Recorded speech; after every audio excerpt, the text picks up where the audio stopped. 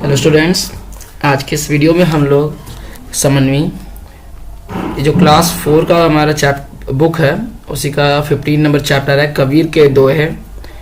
इन दोहों को का जो अर्थ होता है उसे हम समझेंगे इस वीडियो में। सबसे पहले इंट्रोडक्शन को जानते हैं।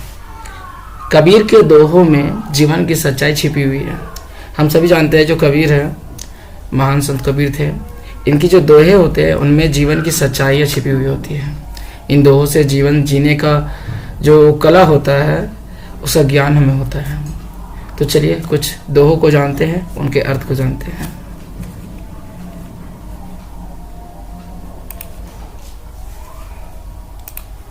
अब हम लोग पहले नंबर दोहे को जानते हैं।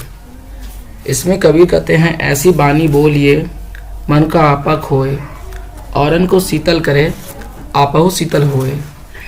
देखिए, ऐसी वाणी बोलिए में यहाँ पे कबीर जी कहते हैं कि अपने मुख से ऐसी वाणी का इस्तेमाल कीजिए जो दूसरों को शीतलता का एहसास कराए। आपकी वो जो वाणी है ऐसी निकलनी चाहिए कि सुनने वाले को जरा भी तकलीफ ना हो। ठीक है, मन का आपा खोए औरन को शीतल करे आपहु शीतल होए। आगे कहते हैं, जो दूसरों को शीतलता का एहसास कराता है ना, जो दूसरों को अपनी वाणी से, अच्छी वाणी से प्यार का एहसास कराते हैं, उन्हें खुद भी प्यार मिलता है दूसरे की वाणी से। ऐसा महान संत कबीर कहते हैं। ठीक है, अब दूसरे में चलते हैं। अब हमारे पास ये जो दूसरा इनका दोहा है उनका मीनिंग समझते हैं पहले। दुख में सुमिरन सब करे, दुख में सुमिरन सब करे, सुख में करे ना कोई, जो सुख में सुमिरन करे दुख काहे का होई। इसमें कबीर जी कहते हैं कि सभी लोग दुख में परमात्मा का स्मरण करते हैं। ठीक है, जब दुख होता है तो हम मंदिर जाते हैं, मस्जिद जाते हैं, गिरजाघर जाते हैं और परमात्मा से कहते हैं, हे भगवान इन दुखों को दूर कर दीजिए। लेकिन जैसे ही हम सुखी होते हैं, जब सुख का पल आता है तो हम परमात्मा को स्मरण नहीं करते, याद नहीं करते हैं। और जो सुख में सुमिरन करे, अगर हम परमात्मा का ध्यान सुख में करें तो शायद हमारे पास कभी दुख ना आए। तो हमें ध्यान रखना है कि हम परमात्मा का ध्यान सुख में करें, ना कि दुख में करें। चले अब चलते हैं अगले दोहे में। दोहा नंबर 3। इस दोहे में कवि कहते हैं, सांच बराबर तप नहीं, झूठ बराबर पाप। सांच बराबर तप नहीं, झूठ बराबर पाप, जाके हृदय सांच है ताके हृदय आप। कबीरदास जी कहते हैं कि संसार में सत्य के समान कोई तपस्या नहीं है, सत्य के समान कोई तपस्या नहीं है तथा झूठ के समान कोई पाप नहीं है। हम लोग अगर सच हमेशा बोलते हैं तो लाइफ में हमेशा सक्सेस करेंगे, लेकिन अगर जहां से झूठ बोलना चालू कर देते हैं वो सबसे बड़ा बुरा समय हमारा वहां से स्टार्ट हो जाता है। जिसके हृदय में सत्य होता है वहां साक्षात परमात्मा का वास होता है, ताकि हृदय आपका मतलब यह परमात्मा का वर्णन किया गया है। ठीक है, तो जिनके हृदय में सच हमेशा होता है, जो हमेशा सच बोलते हैं, वो सच वो नहीं बोल रहे हैं, उनके हृदय में बैठे भगवान बोल रहे हैं। ठीक है, ऐसा है यहाँ कबीर कहते हैं।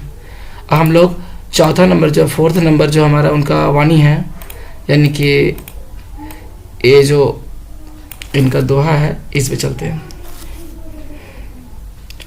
यहाँ कहते हैं, काल करे सो आज कर, आज करे सो अब, पल में प्रलय हो जाए बहुरी करोगे कब।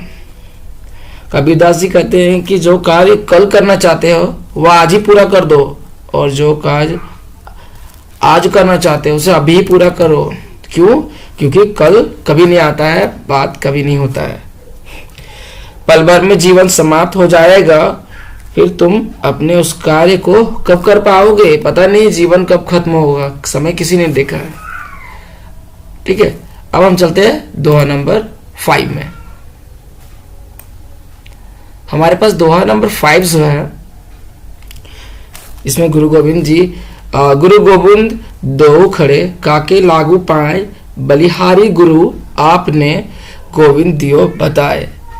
इसमें कहते हैं कबीरदास जी कहते हैं कि मेरे सन्मुख गुरु और ईश्वर दोनों खड़े हैं। मेरे सामने गुरु और ईश्वर दोनों खड़े हैं। मैं इस दुविधा में हूं कि पहले किसके चरण को स्पर्श करूं, यानी कि मैं किनके पैर को छूऊं। मेरे सामने हमारे टीचर यानी कि हमारे गुरु और भगवान दोनों खड़े हैं, ठीक है। लेकिन इस स्थिति में पहले हमें गुरु के चरण स्पर्श करना चाहिए। क्यों करना चाहिए? क्योंकि हम जब छोटे होते हैं तब से हमें सही और गलत दोनों का सही मार्गदर्शन गुरु ही कराते हैं, ठीक है। उचित है, क्योंकि गुरु ने ही ईश्वर तक जाने का मार्ग बताया है। हमें ये बताया है कि ईश्वर है या नहीं है, ये बातें हमें गुरु ही बताते हैं। चलिए अब चलते हैं हम लोग इस चैप्टर का लास्ट जो हमारा दोहा है इसमें। ये जो लास्ट दोहा है इसमें कबीर जी कहते हैं, अति का भला ना बोलना, अति की भली ना चुप, अति का भला ना बरसना, अति की भली ना धूप। कबीरदास जी कहते हैं कि ज्यादा बोलना अच्छा नहीं है, ना ही ज्यादा चुप रहना भी अच्छा है।